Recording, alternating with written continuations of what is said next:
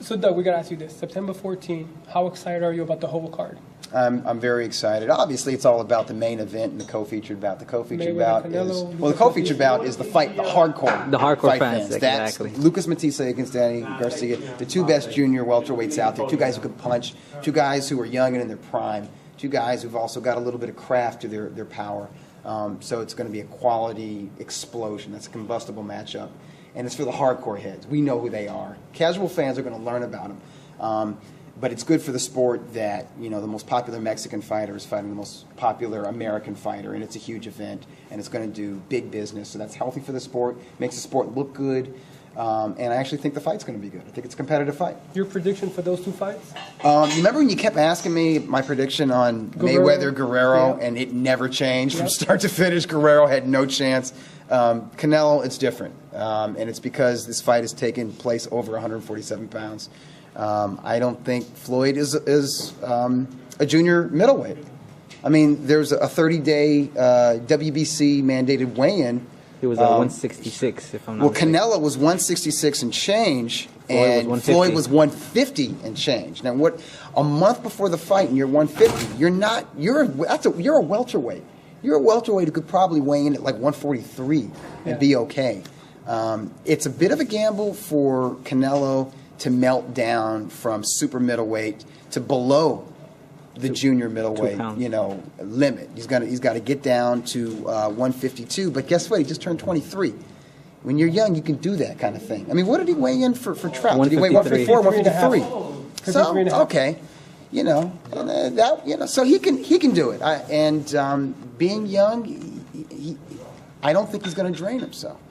So he's going to rehydrate, and it's going to be a blown-up welterweight against a solid super middleweight who's not a dummy. He's not an idiot. He's smart. He's a guy who boxes. He's not just a puncher. He's not a pressure fighter. He's not a guy who's going to stand in there and do the same thing over and over again. He mixes things up. He's a counter-puncher. He showed the head movement. He showed the craft.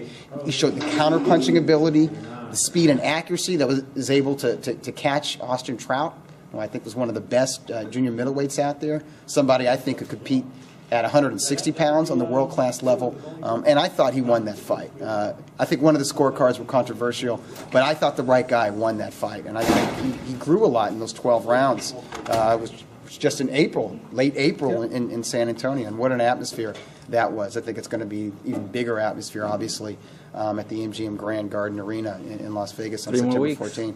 But I'm starting to lean towards the younger man. I mean, it's three things. Canelo's not a dummy.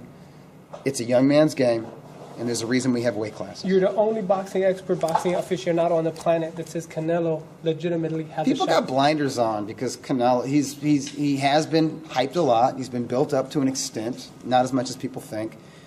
He's a redhead, he's a ginger-colored Mexican guy, you look at him, it's just like, no, come on, man. But look what happened today. 19 experts got it wrong. Yeah, I mean, this is boxing, and again, skills pay the bills, and Floyd's got awesome skills, awesome defensive prowess, Hall of Fame experience and accomplishments, but they're not playing badminton out there. It's a fist fight, and we don't know. I mean, Floyd has taken punishment in the two junior middleweight fights that he's had, and that was against guys who were not natural junior middleweights who were getting long in the tooth.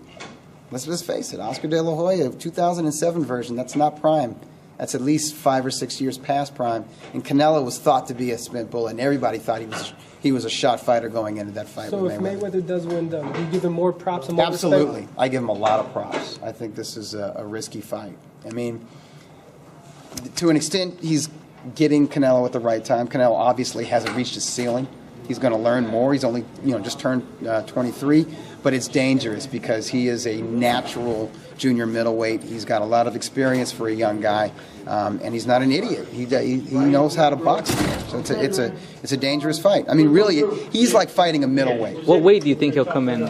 Canelo, 165. 166. Around Victor Because he's training his whole camp at 166, what he's training at. He's going to melt it all off like the final week. He's eating whatever he wants right now. I think 2 weeks out from the fight is when they'll start trimming. Bringing, absolutely. Dangerous thing to do when you're an older fighter. If you're like, like Chris Bird learned and Oscar De La Hoya learned against Manny Pacquiao. Good dream. And Roy Jones Jr. Roy Jones Jr. and most recently Eddie Chambers going down to cruiserweight. When you're 30 or older and you lose a lot of weight, you go down in weight, you can hurt yourself. But young guys generally able to do it. There you have it, Doug Fischer, one of the best in the business. Last thing, Rios Pacquiao. You know what I'm feeling? I was feeling Rios when the fight was first made, and now I'm kind of feeling Pacquiao. For some reason, it seems like he's motivated, with this fight. I don't know. It's again, it's a young man's game. It's a young man's game, and if Pacquiao is not motivated, if he can't get up for Rios, and if he has any sort of psychological residue from being knocked out with one shot, and being in so many tough fights, Rios will take advantage of it, and he will probably beat whatever's left of Manny's career. If Manny has an off night against Brandon Rios, Rios will beat the career out of him. He'll be done after that He fight. said he's going to retire him. Well, you know what? We'll He's see. the kind of guy. He doesn't bullshit. He means what he says. Who, Manny? No, Bam Right. Bam. Oh. So there you have it, Doug Fischer. Look out for him. People want to follow you on Twitter. Where do they go? At Dougie Fischer. So all the guys who didn't agree with anything he said, that's where you can vent. There you go. Yeah, send it. Yeah, don't be shy about that. I'm used to it. There you have it. Stay tuned for HoustonReport.com and really stick back report. Take a step back, 'cause it's any setback.